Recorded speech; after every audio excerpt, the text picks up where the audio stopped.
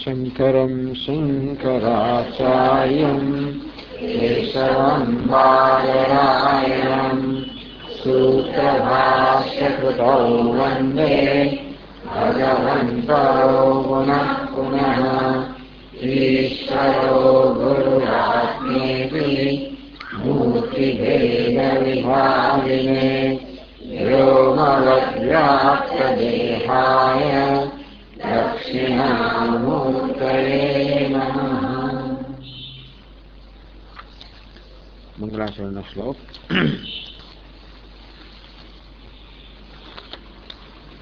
मूले कल्पद्रुमस्य धृतकनकनिभं चारुपद्मासनस्थम्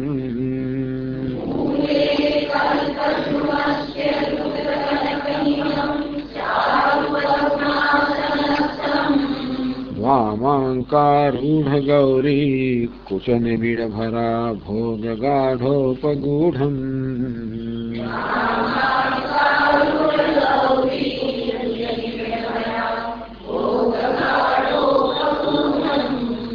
नानालङ्कारकं तं वरपरशुमृगाभीतिहस्तं त्रिनेत्रम्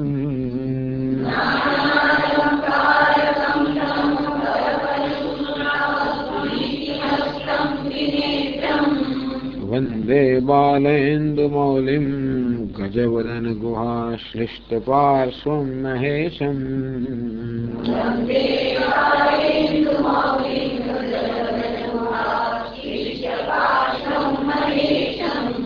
साम्बो नः कुलदैवतं पशुपते साम्बत्वदीया वयम्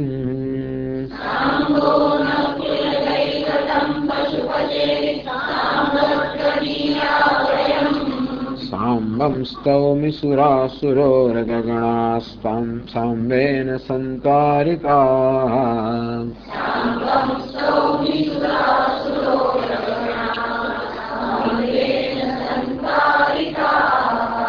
साम्बायास्तु नमो मया विरचितं साम्बात् परं नो भजे।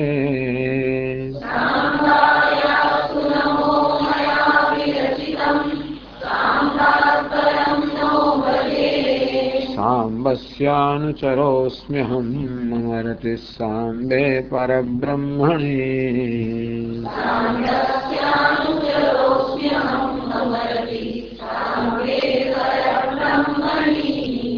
मन्दारमाला कुलिटालकायै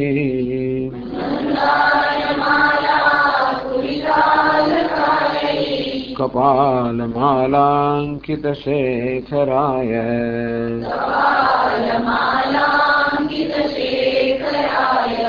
दिव्याम्बरायै च दिगम्बराय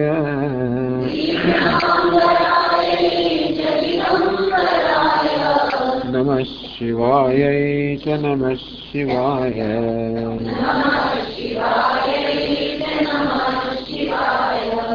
महिम्नः पारन्ते परमविदुषो यज्ञसदृशे श्रुतिर्ब्रह्मादीनामपि तदवसन्नास्त्वयि गिरः अभावाच्य सर्वस्वमपि परिणामाः ममाप्येषस्तोत्रे हरनिरपवादपरिकरः अतीतः पन्थानं तव च महिमा वाङ्मनसयोः अतव्यायुक्त्यायं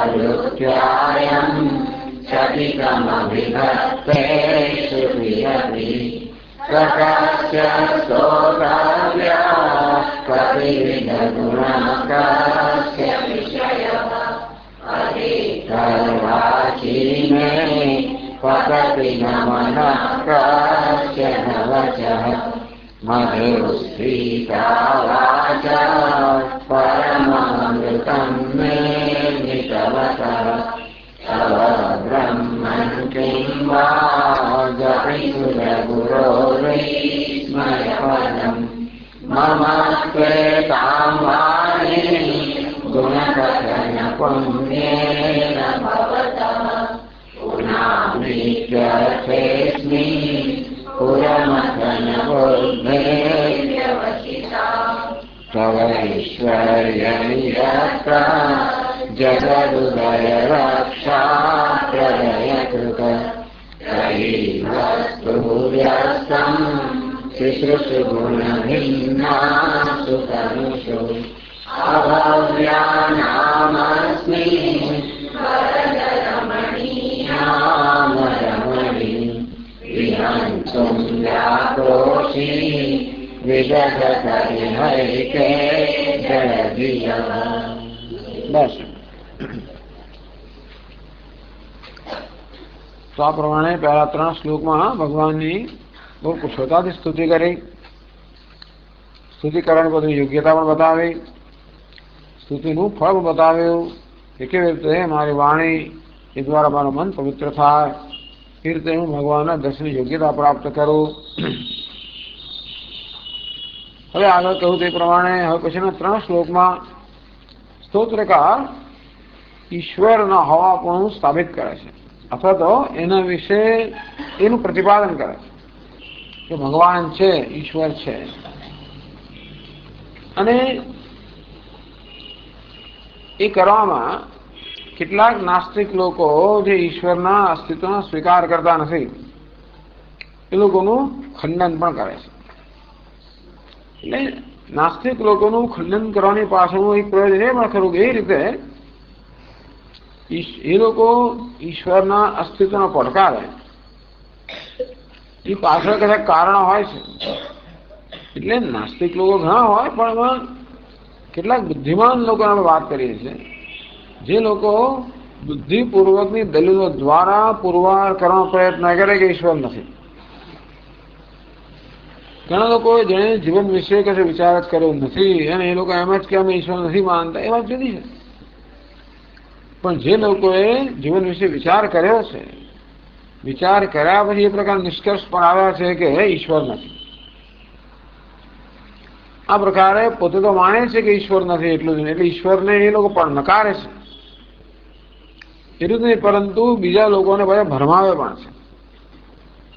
તો આવા લોકોનું ખંડન કરતા કરતા ઈશ્વરના અસ્તિત્વનું પણ જરૂર જોડે એ સ્થાપિત કરે છે કે ઈશ્વરનું અસ્તિત્વ છે. તો કે છે જો આપણા 7મા પાના પર છેલ્લી પંક્તિથી હે વરદ ઈપ્સિતપ્રદ વરદ,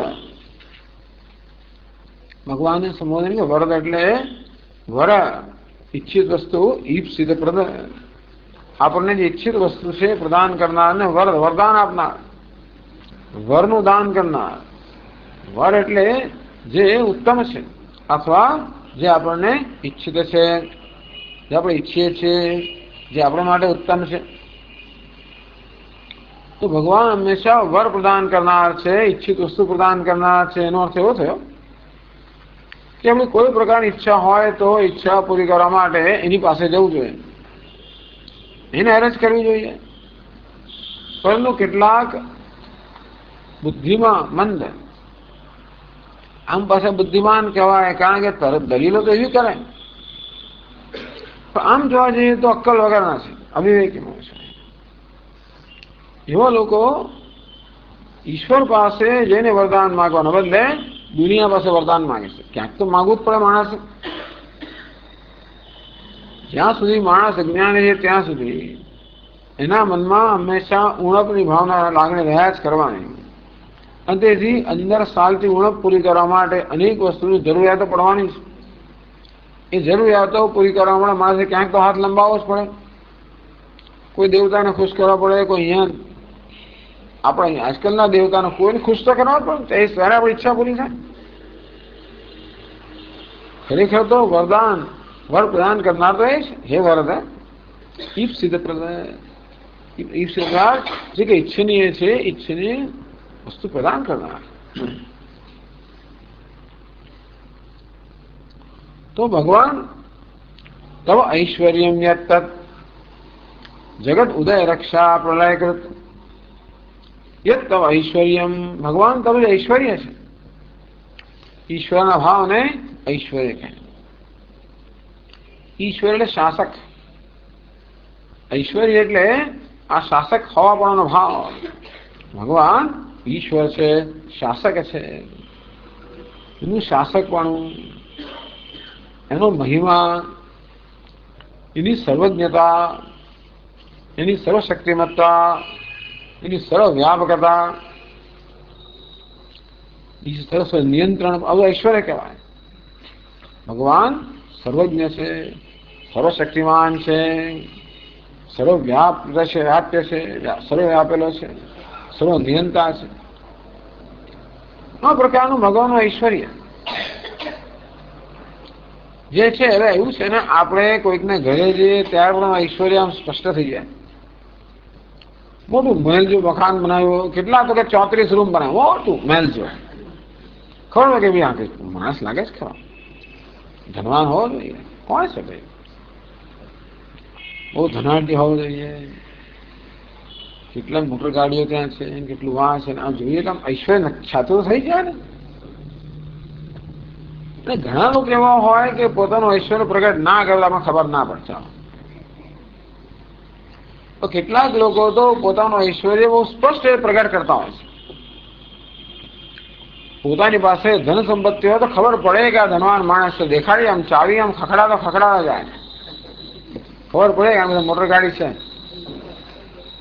આમ બૂટ એમને ચમકેલા હોય, સ્ટાર્સ કરેલા કપડા હોય, અમુક પ્રકારના બધું હોય એટલે ખબર પડે. ભગવાન એવો જ છે, એ કઈ પોતાનું ઐશ્વર્ય છુપાયેલો રાખતો નથી, પ્રગટ છે. કેમ કે સત્તાશાળી માણસ હોય, ગાંધીજી લખે કે ભાઈ એ ક્યાંક ગાંધીજી વિશે ક્યાં એ મુસોલિની એ જમાનામાં બીજું વિશ્વયુદ્ધ ચાલતું ત્યારે જેમ હિટલર જર્મનીમાં હતો તે મુસોલિની ઇટાલીમાં હતો. એ પણ એવું જ હતો, સર્વશક્તિયા, બહુ શક્તિશાળી. કે છે કે એની ઓફિસમાં મળવા જોઈએ તો અમુક પસાર થવું પડે. એમાં એવા જાત જાતના ચિત્ર જાત જાત મૂકેલું, ખબર પડે કે માણસ કેવો હશે. પહેલી તો ડરાવી મૂકે, જરા જ ગભરાવો તમે. એવો હાવ ઉભો કરાવો, એ તો એની આજુબાજુ લોકો હાવ ઉભો કરી દે, એ પોતે પણ હાવ ઉભો કરે. એવી કરડી રીતે આમ જોવે ને વાત કરે કે આપણે પહેલેથી ગભરાઈ જઈએ. આમ માણસમાં શક્તિ હોય, ઘણી વાર લોકોનું જ્ઞાન પણ તરત પ્રગટ થઈ જાય. બોલીને એક તરત ભૂલ કાઢે, કે લખાણમાં એક તરત જવાબ ભૂલ કાઢે, વ્યાકરણમાં તરત ભૂલ કાઢે, શુદ્ધ બતાવી આપે. ચાલ આપણી ભૂલ ના કરતા બીજાની ભૂલ કાઢે, અથવા પોતે ક્યાં કઈ જગ્યાએ ગયા અને કેવા શાસ્ત્રાર્થ કર્યું, શું થયું ને બધું આમ તરત ખબર પડી જાય કે હા વિદ્વાન છે. આમ વિદ્વત્તા હોય, ધન હોય, સત્તા હોય, પ્રતિષ્ઠા હોય. તમને ખબર છે ફલાણા મારા ભક્ત છે, તમે ખબર મુંબઈમાં મને હું ક્યાં ઉતરેલો, કઈ જગ્યાએ ગયા, શું થયું, એટલે ખબર પડે કે હા મોટા માણસ. આવી રીતે ઐશ્વર્ય પ્રગટ હોય ત્યારે પણ નકારવું બહુ સ્પષ્ટ હોય. એટલે ભગવાને કોઈ સંકોચ વગર પોતાનો ઐશ્વર્ય પ્રગટ કરનારો છે. ભગવાન એવો છે, પ્રગટ કરે છે એમ, અથવા તો ઐશ્વર્ય સ્વરૂપોને કારણે પ્રગટ થતું જાય છે, બીજા લોકોએ પ્રગટ કરવું પડે. ભગવાન સ્વયં ઐશ્વર્ય સ્વરૂપોને કારણે પ્રગટ થાય છે. જો ચુંબક જ્યાં હોય ત્યાં એનું આકર્ષણ પણ તો હોય છે. એટલે એની સન્નિધિમાં આવો એટલે નાના ટુકડા બુકડા બધા આકર્ષણ, એટલે એમાં એવું નહીં કે પ્રયત્ન કરતું હોય. તેમ ભગવાન હોય એટલે ઐશ્વર્ય પ્રગટ થાય છે. એ જ તો ઐશ્વર્ય ભગવાન જે તારું ઐશ્વર્ય છે. તો વિહંતુમ એનું ખંડન કરવા માટે, નિરાકર્તુમ એનું નિરાકરણ કરવા માટે, નિષેધ કરવા માટે, ખંડન કરવા માટે, નકારવા માટે. એક એ જડધ્ય કેટલાક જડ બુદ્ધિના મનુષ્ય છે, બુદ્ધિ જડ થઈ ગઈ છે. કેચિત મંદ બુદ્ધય, આમ પાછા દલીલો કરવામાં બહુ કુશળ હોય એવું લાગે આપણને. અમુક રીતે માણસો બહુ બુદ્ધિશાળી, અમુક રીતે બહુ મંદ હોય છે પાછા. અમુક ક્ષેત્રમાં બુદ્ધિ ક્યાંની ક્યાંય પહોંચતી અને બીજા ક્ષેત્રમાં કશું નહીં, એવું પણ થાય. ન્યૂટન આટલો મોટો માણસ, પણ એને પોતાની બે બિલાડી વડે પાંજરું બનાવવું હોય તો એમાં બે મોટી બિલાડી માટે મોટું ખાનું રાખે, નાની બિલાડી નાનું દવા એવું રાખે. તો તેની રીતે જો કે મને તો આમાં ત્યાં ખબર નથી પડતી અમે શું તકલીફ અમે ખોટું શું છે. જયારે માથા હું ત્યારે મને ખબર ના પડે નાના કે અમે શું ખોટું છે. મોટી બિલાડી માટે મોટો દરવાજો, નાની બિલાડી નાનો દરવાજો, શું મોટું છે ખોટું શું છે. પણ મોટા દરવાજો નાની બિલાડીમાં જતી રહે એવો મને ખ્યાલ ના આવે. એક મોટું કરે તો બંને જતી રહે એવું જ છે ને કે બીજું કઈ છે.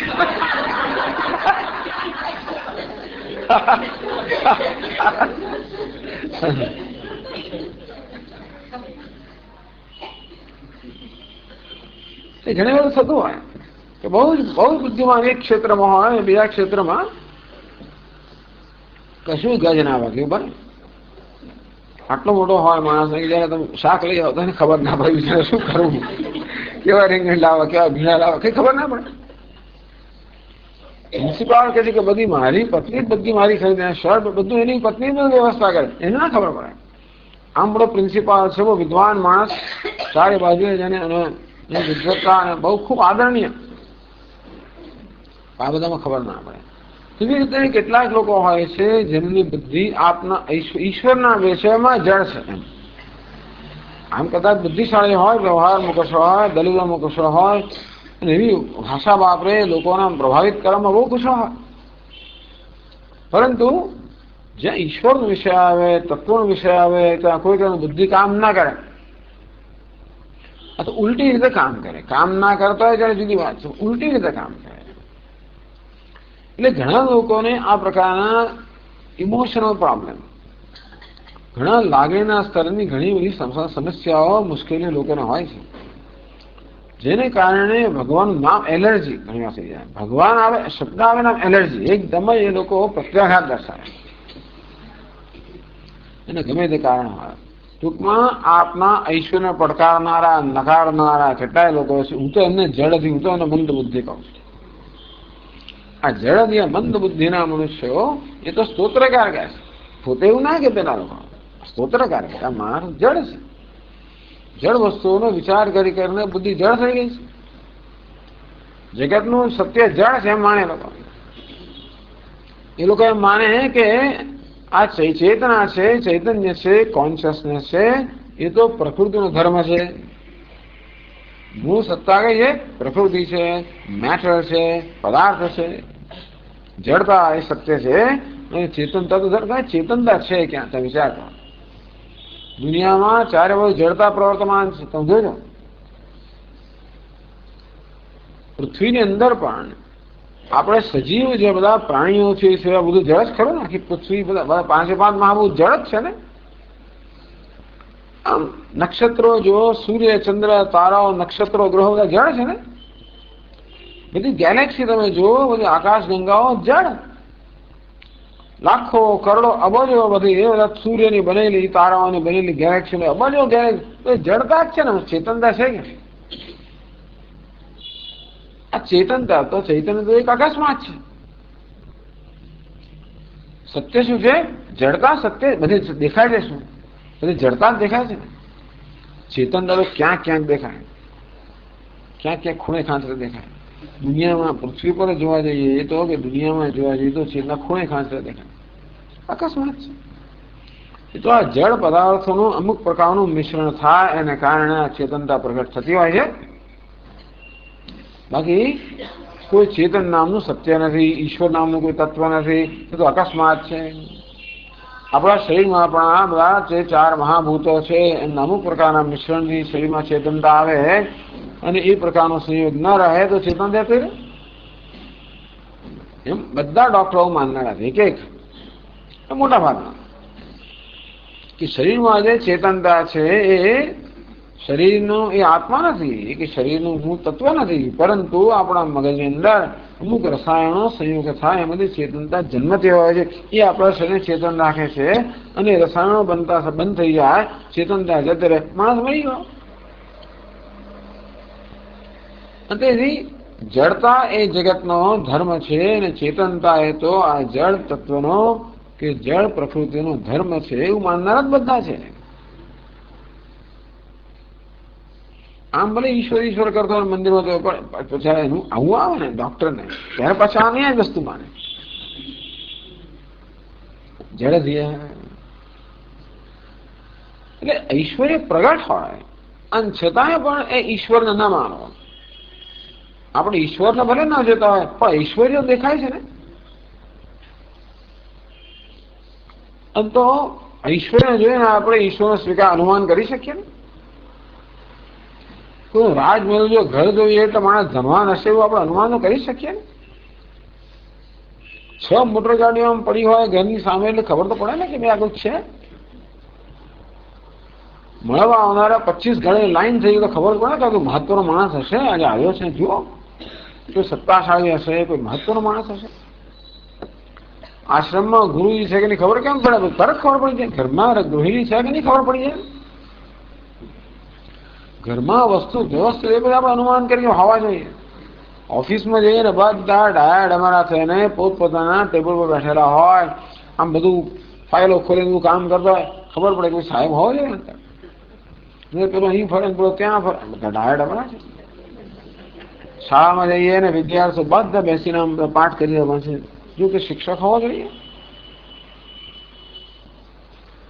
આવી રીતે આપણને જે દેખાય છે એ પરથી જે નથી દેખાતું અનુમાન કરી શકીએ ને, એનું અનુમાન કહેવાય.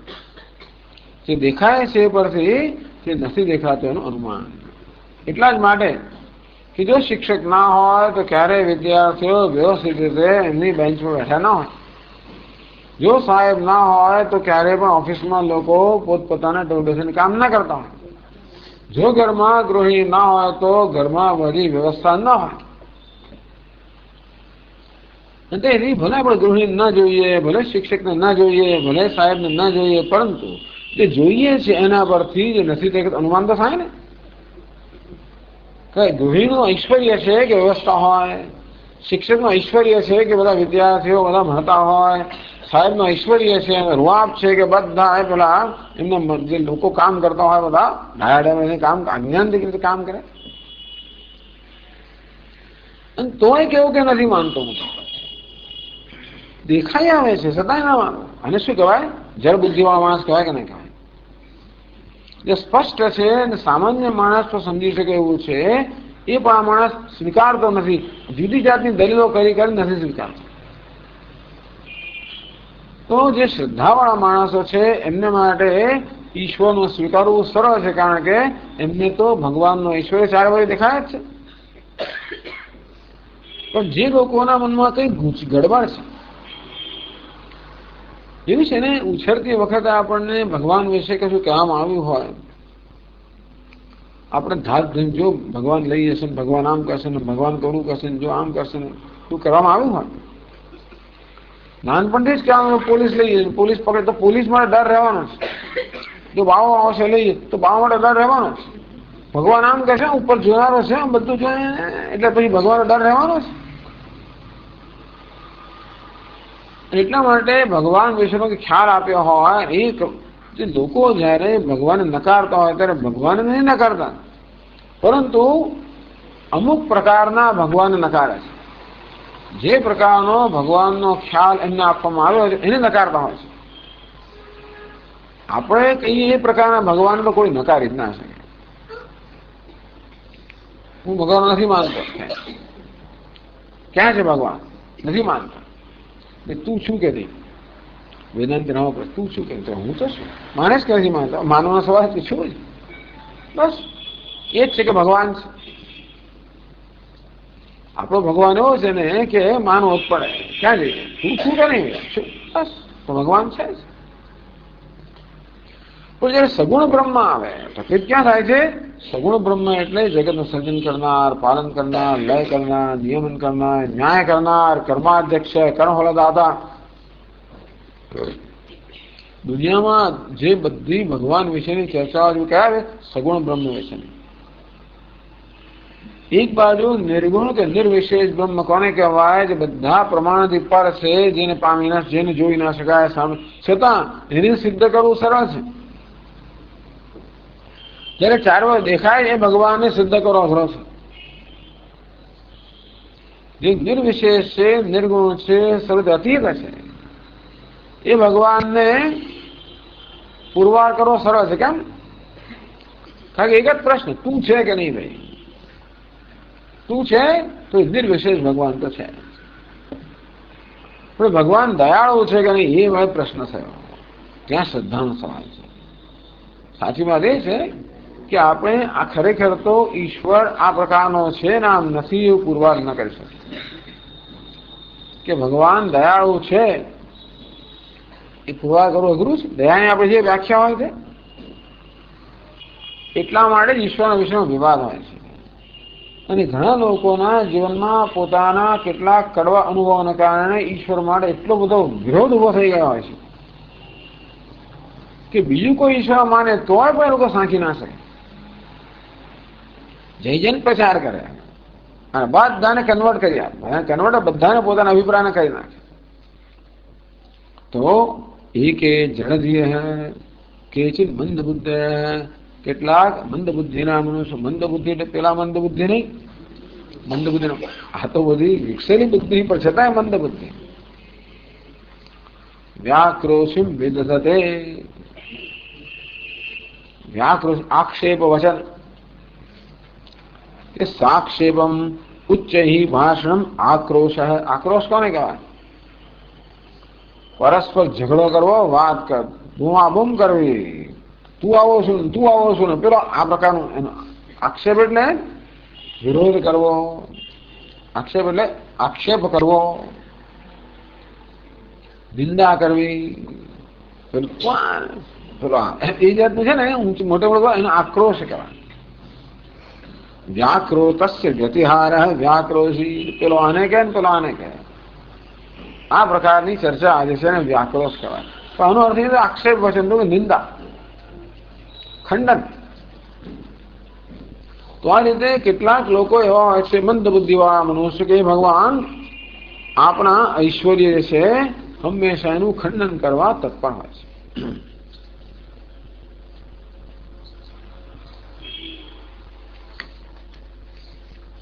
તામ વ્યાક્રોશીન અહમ અહમિકયા કુર્વતે.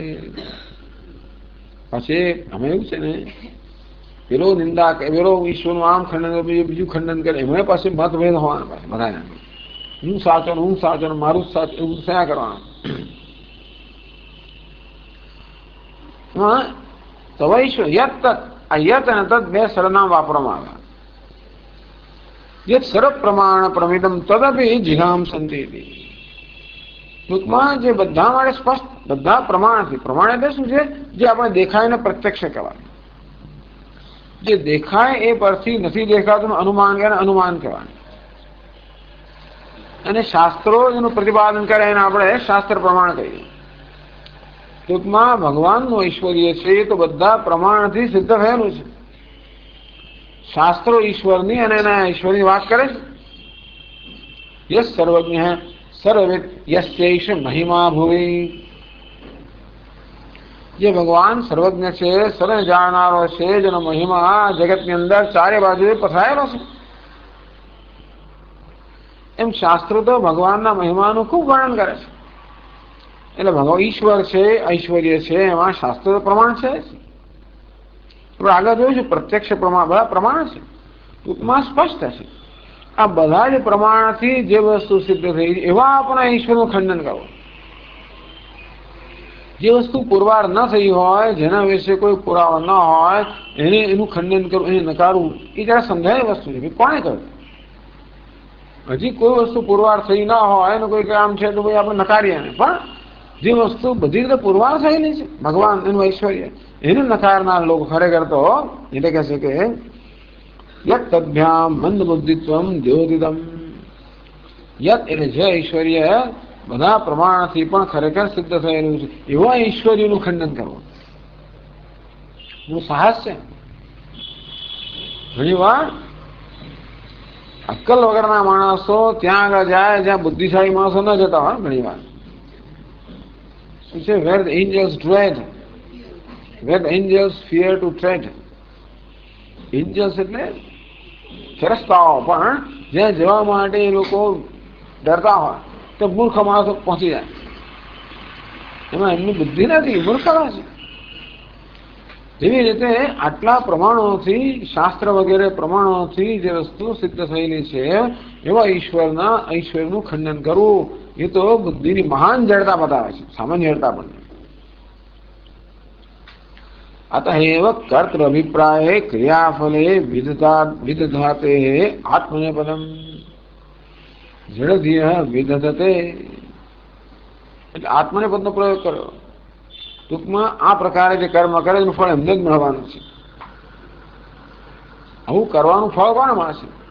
હું તમારી નિંદા કરું તો એનું ફળ તમને મળે સામાન્ય રીતે, કે લોકો બધા એમને જો આપણે ઘરમાં શું કરીએ, કોઈ નિંદા કરીએ એને કારણે બધા લોકો પછી એનું ફળ એને મળે, કારણ કે બધા લોકો પછી એની નિંદા કરતા થાય, એનું અનાદર કરતા થાય.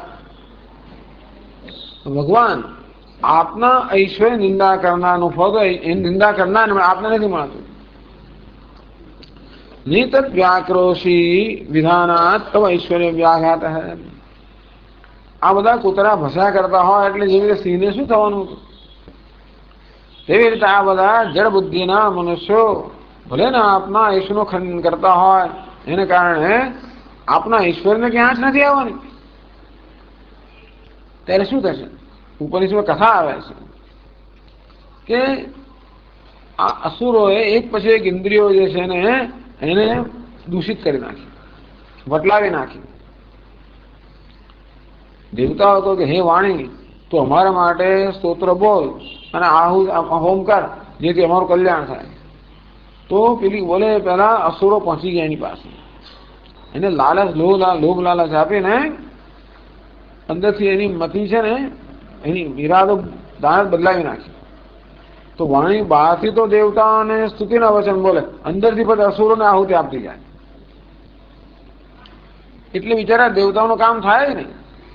એક પછી એક જ્ઞાનેન્દ્રિયો કર્મેન્દ્રિયો પાસે દેવતાઓ ગયા અને પેલા અસુરાઓને બધાને દૂષિત કરી નાખ્યું. એટલે લોભ લાલચ છે, સ્વાર્થ રહ્યો ને તરત પ્રલોભન હોય, સ્વાર્થ હોય, લોભ લાલચ હોય ને એટલે તમે એને ઉત્તેજિત કરી શકો, એને ભોળવી શકો. પ્રાણ છે એનામાં કોઈ પ્રકારનો સ્વાર્થ નથી. એ તો બધી ઇન્દ્રિયો છે, જ્ઞાનેન્દ્રિયો કર્મેન્દ્રિયો આ બધાને સહાય કરનારો છે. અસુર એની પાસે ગયા, શું હાલત થઈ? જેમ માટીના કોઈ પથ્થર હોય, કોઈ શિલા હોય અને માટીના ઢેફા એની સામે મારવામાં આવે તો કોને ઈજા થાય? માટીના ઢેફા ને થાય, પથ્થર નક્કી થાય. જેવી રીતે આ બધા મંદ બુદ્ધિવાળા મનુષ્યો જે પ્રકારના પથ્થરો ફેંકે, નિંદા રપી, એ તો માટીના ઢેફા છે. કોની સામે ફેંકે છે? ભગવાનનું ઐશ્વર્ય કેવું છે? પેલા હમણાં પહાડ જેવું છે કે શિલા જેવું છે. આ માટીના ઢેફા ભલે એમની તરફ ફેંકા, કોનું ફળ કોને મળે? એ ઢેફાને જ મળે છે. ક્રિયા કરવામાં આવી બીજાને અસર થાય એટલા માટે, તો અસર કોને થઈ? પોતાને જ થઈ. પેલું બૂમરેંગ ખબર ને, બૂમરેંગ ઓસ્ટ્રેલિયામાં પેલા આમ નાખતા હોય ને, બૂમને પાછું પોતાના પર જ આવે. એવી રીતે આ જળ બુદ્ધિના મનુષ્યો ભગવાન જે આપના ઈશ્વરનું ખંડન કરે છે, નિંદા કરે છે, એનું ફળ એમને જ મળે છે. આપના ઈશ્વર તો ખડક જેવું હોવાના કારણે એના પર અસર થતી નથી. એ લોકો બીજા તૂટી ફૂટી જાય છે. તેષામ અધઃપાત ઇત્યર્થ.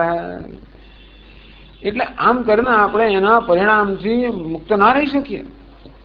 એવું ના માનવું કે આ રીતે ઈશ્વરનું ખંડન કરવાથી, નિંદા કરવાથી કઈ નહીં એવું થાય. કીધું તે સામે અધપાત, એમનું અધપતન થાય છે. અસન્નેવ ભવતી અસદ બ્રહ્મે વેદ છે. ઉપનિષદ કહે છે અસન્નેવ ભવતી અસદ બ્રહ્મે વેદ છે. જેમ કહેતો હોય કે ઈશ્વર નથી, એ પોતે નથી હોવા બરોબર થઈ ગયો. કારણ કે જીવનમાં આપણે તો જ ધર્મનું અનુષ્ઠાન કરી શકીએ જો આપણે ઈશ્વરને સ્વીકારતા હોઈએ તો જ આપણે સાચું બોલી શકીએ, પ્રામાણિક રહી શકીએ, અને તો જ અનેક બધી વસ્તુ કરી શકીએ જ્યારે આપણે ઈશ્વરને સ્વીકારતા હોઈએ તો, જો શ્રદ્ધા હોય તો. જ્યારે પણ ધર્મના પાલનમાં કઠિનાઈ આવે ત્યારે આપણે કોનો આશ્રય લેવો? ભગવાનનો લેવો પડે. ઘણી વાર આપણી શક્તિ તો ઊણી પડે છે. ભગવાનની શક્તિના આધારે આપણે ધર્મનું પાલન કરી શકીએ તો જ આપણો ઉદ્ધાર થાય. જેનો ઉદ્ધાર ક્યારે થાય? આપણે ઊંચી વસ્તુ કરી ત્યારે, ધર્મનું પાલન કરી ત્યારે, પણ ધર્મના પર અનેક કઠિનાઈઓ આવતી હોય છે. એ કઠિનાઈઓથી આપણે ત્યારે ઉપર ઉઠી જ્યારે આપણે ઈશ્વરની મદદ લઈએ ત્યારે, ઈશ્વરનો અનુગ્રહ હોય ત્યારે. એ ક્યારે હોય? ઈશ્વરનો સ્વીકાર હોય ત્યારે, એની આરાધના હોય ત્યારે. ઈશ્વરને સ્વીકારતા હોઈએ ત્યારે આપણે પ્રાર્થના કરીએ ને, ઈશ્વરને સ્વીકારતા હોય ત્યારે આપણે એની આરાધના કરીએ, તો આપણે એનો અનુગ્રહ મળે, તો આપણે બળ મળે. અને તો પછી જીવનમાં જે કઠિનાઈ આવે એને આપણે પાર કરી છે તો આપણો વિકાસ, તો ઉન્નતિ થાય ને. એટલે જીવનમાં તો ઉન્નતિ, આધ્યાત્મિક ઉન્નતિ થઈ શકે. કદાચ ભૌતિક ઉન્નતિ ભગવાન વગર થાય એ મુશ્કેલ છે, પણ આધ્યાત્મિક ઉન્નતિ તો ક્યારે પણ ઈશ્વર વગર થાય જ નહીં. એની કૃપાથી જ થાય, કૃપા સાધ્ય છે. એટલે આ લોકો તો ઈશ્વરનો ટૂંકમાં જીવનનો જે એક આધાર છે, જેના અનુગ્રહ અત્યારે આવશ્યક છે, જેના વગર આપણે ડગલું માણી ન શકીએ, એનો જયારે અનાદર કરે. માનુષિમ તનમાસિતમ, ભગવાન કહે છે ને બિચારા ભગવદ્ ગીતામાં કે મેં તો આ મનુષ્યનો દેહ ધારણ કર્યો એટલે બધા અવજાનંતી મામ મૂઢા, આ મૂળ મનુષ્ય મારી જ અવજ્ઞા કરે છે. અવજ્ઞા થઈ છે. કૃષ્ણ ભગવાનની અવજ્ઞા કેટલી થઈ? ભગવાનનું ઐશ્વર્ય પ્રગટ હતું ને. જન્મ્યા ત્યારથી જ કેટલા બધા અસુરો, પૂતનાથી માંડીને કમ સુધીમાં કેટલા બધા આવી ગયા. આખી દુનિયા જાણે કે આ બાળક કોઈ સામાન્ય નથી, આ તો દૈવી જ છે. તો એ બ્રહ્માજીને પણ ભ્રમ થઈ ગયો ને કે આ કોણ છે? કોણ આની બધી આટલી પૂજા કરે ને આટલું બધું આદર કેમ કરે? જોઈએ તો ખરા કોણ છે. એટલે બ્રહ્માજીએ કસોટી કરી ભગવાનના ઈશ્વરીની. એ પેલા ગોવાળાઓને એને વાસણ લઈ જતા વરસ સુધી, ત્યારે બધી ખબર પડી કે ના તો છે. ઇન્દ્રને પણ થયું કે આ જોઈએ તો ખરા વળી, આ મારી અવગણના કરનાર કોણ છે? મારો વિરોધ કરનાર કોણ છે? મારા સમપક્ષી ઉભેરનાર કોણ છે? જે વર્ષા કરી 8 દિવસ સુધી જળબંબાકાર, ત્યારે ભગવાનનું ઐશ્વર્ય. એટલે ભલભલા દેવતાઓ જયારે બ્રહ્મ પામે ત્યારે ક્યાં આ બધા લોકો, અક્કલ વગરના લોકોનો ક્યાં પ્રશ્ન કરે? તો જોયું કે જયારે જયારે ઈશ્વરના ઐશ્વરનો વિરોધ કરવામાં આવે ત્યારે વિરોધ કરવાનું અધપતન થાય છે. પેલા ખડકની સામે માટેના ઢેફા જેમ તૂટી ફૂટી જાય, આ લોકો તૂટી ફૂટી જાય, કારણ કે જીવનમાં કોઈ આધાર રહેવા નહીં. આપણે જયારે ઈશ્વરનો આધાર ન લઈએ ત્યારે આપણા રાગ દ્વેષનો આધાર લેવાના, માણસ કંઈક તો આધાર લેવાનો. અને તેથી એનું જીવન ધર્મના આધારે હોવાને બદલે રાગ દ્વેષના આધારે થવાનું. એક જણ કે સ્વામીજી મારો મિત્રને શું કરવું કે છે, તો ભગવાન માનતો જ નથી, ઘરમાં એકે ચોપડી નહીં. મેં તમને કહ્યું છે મને આ વાત, તો એક ઘરમાં એક ધાર્મિક ચોપડી ના રહે, બધું ફેંકી દો. આમ બહુ નીતિમાં જીવન જીવન આવે, ભગવાનમાં ના માને. ભગવાને શું કઈ ગુનો કર્યો છે? શું થયું? પછી કોઈ સ્વામીજી એની પત્ની હતી ને મરી ગઈ, ત્યાર પછી આવું થયું છે. એટલે આવું કેમ કર્યું? ભગવાન આવું, મારી પત્ની આટલા વર્ષો સુધી દેવ દર્શન કરે, આટલું કરે ને આવું છે ભગવાન? એટલે આવી તો ભગવાન સામે વિરોધ થવામાં કશું હોય છે, કઈ કારણ હોય છે. પણ વેદ, એટલે ટીકાકાર કહે છે કે વેદ થતે, એટલે આ સ્તોત્રકારે એમ કે આત્મનિપદનો પ્રયોગ કર્યો. એનું જે હતું કે આ જે ક્રિયા થઈ રહી છે એનું ફળ છે, એટલે ક્રિયા કરનારને જશે આવી રીતે ખંડન કરવાની જે ક્રિયા થાય છે એનું ફળ એને જવાનું છે. એનું ખંડન થાય એને કઈ આંચ નથી આવે. કીદૃશમ તમ ઐશ્વર્ય, કેવા પ્રકારનો આપણો ઐશ્વર્ય છે જેનું આ લોકો ખંડન કરી રહ્યા છે. જગદુદય રક્ષા પ્રલય કૃત ઐશ્વર્ય, તો ભગવાનનું ઐશ્વર્ય કેવા છે? અને મળે કેટલાક વિશેષણો કહે છે. પેલા કહે છે જગદ ઉદય રક્ષા પ્રલય કૃત. જગત આકાશાદિ પ્રપંચ જાતસ્ય ઉદયમ સૃષ્ટિમ રક્ષામ સ્થિતિમ પ્રલયમ સંહારમ ચ કરોતિ તથા. જોયું બધાને? હું આ વાંચું છું, ચોપડીમાં નથી જાણતો, ગુજરાતી ચોપડી નહીં, સંસ્કૃત ચોપડી વાંચું છું. અરે 8મા પાના પર.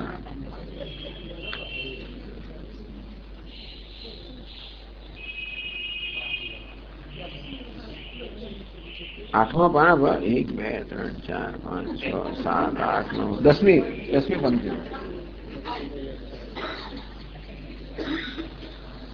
કીદૃશમ તવ ઐશ્વર્યમ, એ પછી ગુજરાતી ચોપડી નહીં મળે. બધું એવું છે, એમાં મળે છે એની વસ્તુ, પણ અહીંયા જે ક્લાસમાં થાય છે બધું ચોપડી મળે એવું નથી આવતું.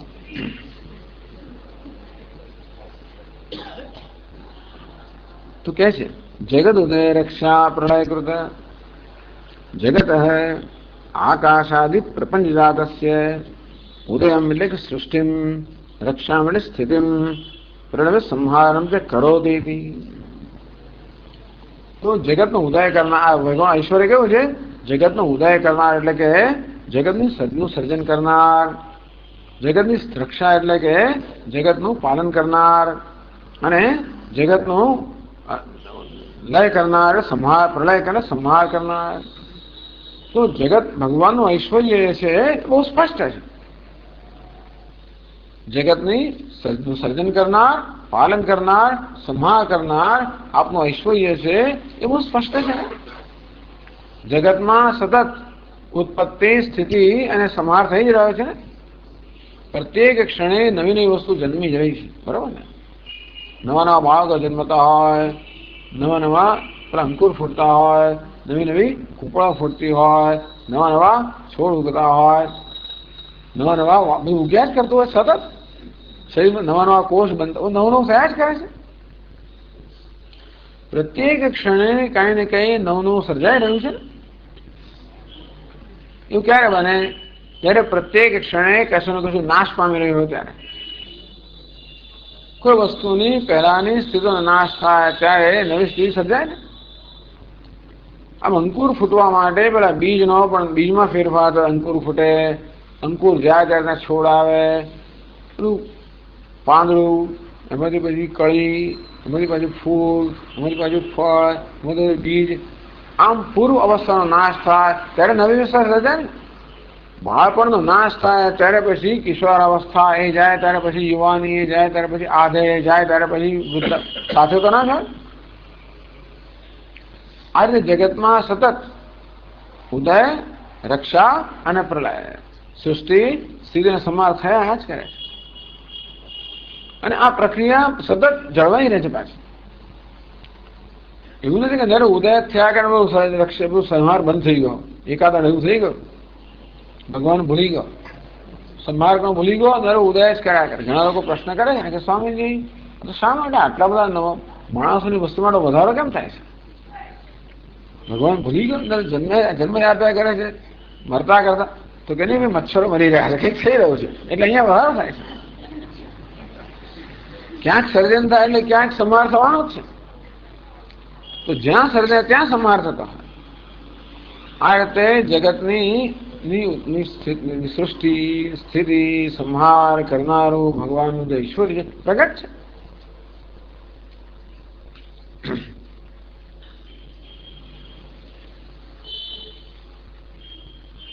તો અને એને અનુમાન મુક્તમ, આ બધા કહી શકીએ કે આ બધું કરનાર કોઈ હોવો જોઈએ. સર્જન આપણે કરી શકતા નથી, કશું નથી કરી શકતા. આ લોકો બધા ફર્ટિલિટીના જ્યાં જુદા પ્રયોગો કરતા હોય, બાળક જન્મવાનું કેટલી માથાકૂટ કરે ત્યારે, પણ તોય ભગવાન કરે તો જ છેવટે થાય. ભગવાન કરે તો સર્જન થાય. બાકી તમે ગમે તેલા બીજ રોપો ને, બધું કરો, નથી ઉઠતું. આપણે કહે તો કંઈ થાય છે? કંઈ નિયમ નથી આવતા. આપણી સૃષ્ટિમાં અને ભગવાનની સૃષ્ટિમાં શું છે? ભગવાનના નિયમો જડે સલાહ છે. એમાં કોઈ સૂરજ ઉગે એટલે સમયસર જ ઉગે, એમાં પછી પૂછવાની વાત નથી. આઠમે એટલે સમયસર જ આઠમે. આખા વર્ષો પંચાંગ તૈયાર ક્યારે થાય? રોજ સૂર્યોદય સૂર્યાસ્ત લખે ક્યારે? એ થવાનું હોય ત્યારે. બધાને ખાતરી છે કે આવું થવાનું છે. ભગવાનની વ્યવસ્થામાં ક્યાંય પણ આડું અવળું થતું જ નથી. આપણે ચાપ દબાવે તો પંખો ના ચાલે. આપણે માટે એવું બને? ચાપ દબાવે લાઈટ ના થાય એવું બને? ચાપ દવા વગર લાઈટ થાય એવું બને? ગમે તે બને. ભગવાનમાં એવું ના બને. ગેસ આમ સળગા કે નથી બાકી ખલાસ થઈ ગયો ના, એટલે ટૂંકમાં ના થાય. તો આપણે ત્યાં બને? ટૂંકમાં માનવીના સર્જનમાં એવું બને કે બે એરોપ્લેન અથડાઈ પડે, પછી પેલો સૂર્યચંદ્ર અથડાઈ પડે, એવું બનતું નથી હોતું. એટલે કે આ રક્ષા જગતની અંદર જે સ્થિતિ જળવાઈ રહી છે બહુ વ્યવસ્થિત છે. એટલે કોઈ પણ અનુમાન કરી શકે ને કે આ વ્યવસ્થા જાણનાર કે હોવું જોઈએ. કેટલું વ્યવસ્થિત છે જગતની અંદર. જો એ પ્રકારની વ્યવસ્થા ના હોતો તો વિજ્ઞાન નામની વસ્તુ હોય જ ના શકે. જેને આપણે વિજ્ઞાન કહીએ છીએ એનું એક જ કામ છે કે જે વ્યવસ્થા છે એને સમજવી, બસ. જગતમાં જે વ્યવસ્થા છે એને સમજવાનો પ્રયત્ન વિજ્ઞાન. એ કેવી સમજે? જે વ્યવસ્થા છે એને આપણે સમજવા બધા નિયમ આપણને આપે, પણ એમાં વૈજ્ઞાનિક એના ઘરનું કશું નહીં શોધી કાઢતું.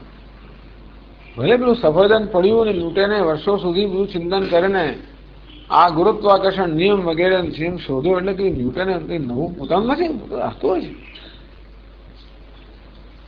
જે છે એને સમજાવવાનો પ્રયત્ન કરે.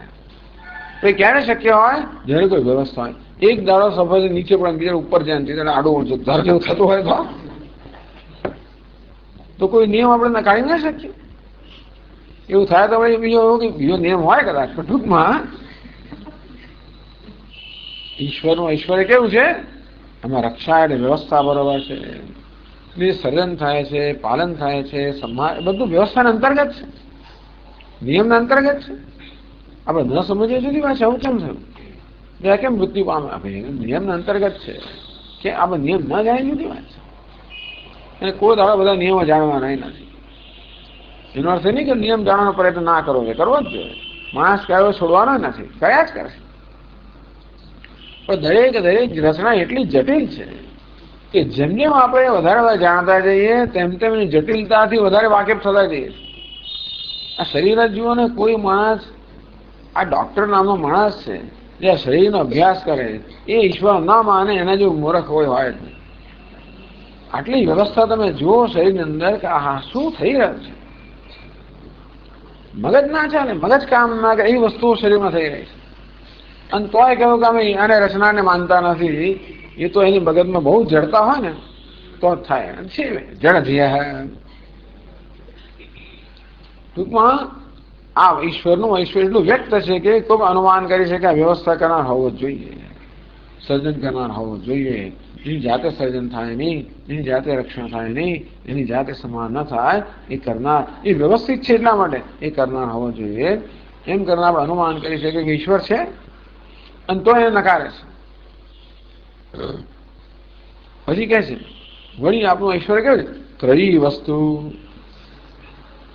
ત્રયી એટલે 3 વેદ, ઋગ્વેદ, યજુર્વેદ અને સામવેદને ત્રયી કહેવામાં આવે છે. ત્રય્યાહ ત્રયાણામ વેદાનામ તાત્પર્યેણ પ્રતિપાદ્યમ ત્રયી વસ્તુ. જડ્યું કે ના જડ્યું છે? ફાફા મંબા કરો છો?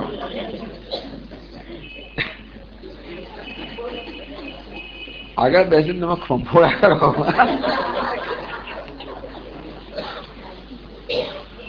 ત્રયી એટલે 3 વેદ વસ્તુ એટલે 3 વેદોનું પ્રતિપાદન કરે છે. વેદૈ સર્વૈ અહમેવ વેદ્ય. ભગવાન કે બધા વેદમાં બધા મારી એક જ કામ, મારી જ વાત કરે છે. સર્વે વેદા યત પદમાવનંતિ શ્રુતે. કઠોપનિષદમાં કહેવામાં આવ્યું સર્વે વેદા યત પદમાવનંતિ. બધા જ વેદો જે પદનું, જે ઈશ્વરનું ગાન કરતા હોય છે. વેદોને આટલું જ કરવાનું છે, એક જ વિષય, બીજું કોઈ કહેવાનું નથી દુનિયામાં. વેદો હોય, શાસ્ત્રો હોય કે દુનિયામાં કોઈએ હોય, કોઈ વૈજ્ઞાનિક હોય, એક જ છે વસ્તુ એના વિશે જ કહેવાનું છે. માત્ર શાસ્ત્રોમાં સ્પષ્ટ છે કે એક ઈશ્વર છે, એની જ આ બધી આ એનું ઐશ્વર્ય છે. વૈજ્ઞાનિકોમાં સ્પષ્ટતા નહીં હોય એટલે માનતા હશે કે ભાઈ જીવશાસ્ત્ર જુદું, ફલાણું શાસ્ત્ર, બધા શાસ્ત્રો એકમાંથી જ આવે જ છે. ભાઈ બ્રહ્મ વિદ્યામ સર્વ વિદ્યા પ્રતિષ્ઠામ. બધી વિદ્યાની પ્રતિષ્ઠા વાસ્તવમાં એક ઈશ્વરની જ વિદ્યા છે. એટલે માત્ર 3 વેદો આ ઈશ્વરનું પ્રતિપાદન કરે એવું નથી, પરંતુ બધા શાસ્ત્રો કરે છે. વેદો કહો, એ પુરાણો કહો, ઇતિહાસ કહો, સ્મૃતિપાદ. અને વૈજ્ઞાનિકો પણ ખરેખર જોવા જઈએ તો આ એક જ તત્વની શોધમાં છે. આ એક જ વસ્તુ સમગ્ર મનુષ્યના જીવનમાં કેન્દ્રરૂપે છે. ત્રયી વસ્તુ વ્યસ્તમ. એ તમે આ શાસ્ત્ર ખોલીને જુઓ કોની વાત કરે છે? ઇન્દ્ર મિત્રમ વરુણ. તો ઇન્દ્ર કહો, મિત્ર કહો, વરુણ કહો, ભલે છેવટે એકંશદ વિપ્રાહ બહુધા વદંતી. એક જ પરમાત્માના ભિન્ન ભિન્ન નામથી કહેવામાં આવે છે. આમ 3 વેદમાં જેનું એક જ તાત્પર્ય ત્યાં પ્રતિપાદન થયેલું છે તે ઈશ્વર, એનું ઐશ્વર્ય. અને એને આગમ પ્રમાણમ ઉત્તમ. આ બધી કહેવામાં આવે કે શાસ્ત્રો ઈશ્વરના ઐશ્વર્ય માટે પ્રમાણ છે. ઈશ્વર પ્રમાણ છે. તથા ત્રયી વસ્તુ વ્યસ્તમ. તિસૃષુ ગુણ ભિન્નાસુ તનુષુ. તિસૃષુ ત્રણ ગુણોમાં વહેંચાયેલું, તનુષુ ત્રણ ગુણો વાળા જે શરીર છે વહેંચાયેલું. શમ બ્રહ્મા, વિષ્ણુ અને મહેશ. બ્રહ્મા એટલે સર્જન કરનારા, વિષ્ણુ એટલે પાલન કરનારા, મહેશ એટલે સંહાર કરનારા. સર્જન ક્યારે થાય? રજોગુણ સાથે તાદાત્મ્ય ભગવાન કરે તો રજોગુણની પ્રધાનતાથી સર્જન થાય, સત્વગુણની પ્રધાનતાથી પાલન થાય, તમોગુણની પ્રધાનતાથી સંહાર થાય. એટલે કે ગુણૈ સત્વરજસ તમોભિ લીલોપાત્તૈ કે લીલયા આત્તૈ. આ ભગવાન શું કરે છે? ભગવાન તો પરમેશ્વર છે. એ ત્રણેય ગુણથી પર છે ખરેખર. ત્રય ગુણની ભગવાન કેવો છે? ત્રણેય ગુણથી પર. પણ લીલયા આત્તૈ પોતાની લીલાથી આ ગુણો ગ્રહણ કરેલા છે. ભગવાન શું કરતો? અવતાર લેતો હોય છે. અવતાર લેવા આવડે કે ઉપાધિ તો લેવી જ પડે. એટલે ભગવાન પહેલા રજોગુણની ઉપાધિ ગ્રહણ કરે પોતાની લીલાથી. બસ એમ જ. કેમ આવું કરો? બસ એમ ઈચ્છા થઈ ગઈ. લીલા એટલે શું? ક્રીડા, રમત. એના માટે કોઈ નિયમ ના હોય. ભગવાન શું કામ સર્જન કરે છે? બસ કરે છે, મજા કરે છે. આજકાલ ક્રિકેટ રમા દેવો, ક્રિકેટમાં 22 ખેલાડીઓ કેમ છે? કેવું કેમ? આ ત્રણ જ સ્ટમ્પ શું કરવા? બેટ આટલું જ પહોળું કેમ? બે સ્ટમ્પ જ આટલી જ જગ્યા કેમ? આ મેદાન આટલું જ મોટું કેમ? હવે તો એટલા બધા નિયમો બનાવેલા છે, હજારો નિયમો છે બધા, પણ શા માટે? બસ એમ જ. પછી એક વાર બેટ બનાવી કે બેટ આટલું જોઈએ, આવું જોઈએ, આટલું ફલાણું વધારે, પણ એવું કેમ? બસ એમ. કેમ 11-22 એવા ખેલાડી? બસ એમ. આને લીલા કહેવાય, ક્રીડા કહેવાય, જેના માટે કોઈ કારણ નથી હોતું, મોજથી. તો ભગવાન પણ બસ આ રજોગુણને ધારણ કરેલે લીલાથી, ક્રીડાથી, પોતાની ઈચ્છાથી, માયાથી રજોગુણ ગ્રહણ કરેલે. એમ કહીને બ્રહ્માજી બની જાય અને જગતનું સર્જન કરે. એ જ ભગવાન વળી પાછો પોતાની ક્રીડાથી, ઈચ્છાથી સત્વગુણ ધારણ કરેલે વિષ્ણુ બનીને જગતનું પાલન કરે. એ જ ભગવાન વળી પાછો તમોગુણ સ્વીકારીને, આગળનું વર્ણન આગળ આવશે, બહાલ રજસે વિશ્વોત્પત્તો વગેરે. પણ ત્રિસૃષુ ગુણ ભિન્નાસુ તનુષુ વ્યસ્તમ. ભગવાન આપનું ઐશ્વર્ય છે એ વ્યસ્તમ વિભક્તમ વિવિચ્ય ન્યસ્તમ. ત્રિસૃષુ તનુષુ બ્રહ્મ વિષ્ણુ મહેશ્વરાખ્યાસુ મૂર્તિષુ વ્યસ્તમ વિવિચ્ય ન્યસ્તમ. એટલે ટીકાકારે આ ત્રણ ગુણો જે છે ભગવાને માત્ર પોતાની લીલાથી સ્વીકારેલા છે. એનો કેમ ના માનવું કે ભગવાન ખરેખર બ્રહ્માજી બની ગયા, વિષ્ણુ બની ગયા, કેમ કરે એવા ગુણવાળા બની ગયો નથી. ન તો વસ્તુગત્યા ભેદ ઇત્યર્થ. એમ ના માનો કે બ્રહ્માજી જુદા, વિષ્ણુ જુદા, શિવજી જુદા. કેટલા દેવતાઓ? ગણપતિ જુદા, ઇન્દ્ર જુદા, વરુણ જુદા. તો આટલા બધા દેવતાઓ કેમ? ભગવાને માત્ર જુદા જુદા ગુણોની પ્રધાનતાથી આ બધા વેશ લીલાથી ક્રીડા માટે લીધેલા છે ને વ્યવહાર કરી રહ્યા છે. એમ ન માનવું કે વાસ્તવમાં બ્રહ્માજી જુદા અને વિષ્ણુ જુદા અને શિવ જુદા. એટલે તિસૃષુ ભિન્નાસુ તનુષુ. તો કે ભગવાને પોતાની લીલાથી આ ત્રણ પ્રકારના તનુ અર્થાત દેહ ધારણ કર્યા, ઉપાધિ સ્વીકારીને બ્રહ્મા વિષ્ણુ મહેશ રૂપે એ જગતનું સર્જન પાલન લયનો ખેલ કરી રહ્યા છે. ત્રિસૃષુ તનુષુ બ્રહ્મ વિષ્ણુ મહેશ્વરાખ્યાસુ મૂર્તિષુ વ્યસ્તમ વિવિચ્ય ન્યસ્તમ.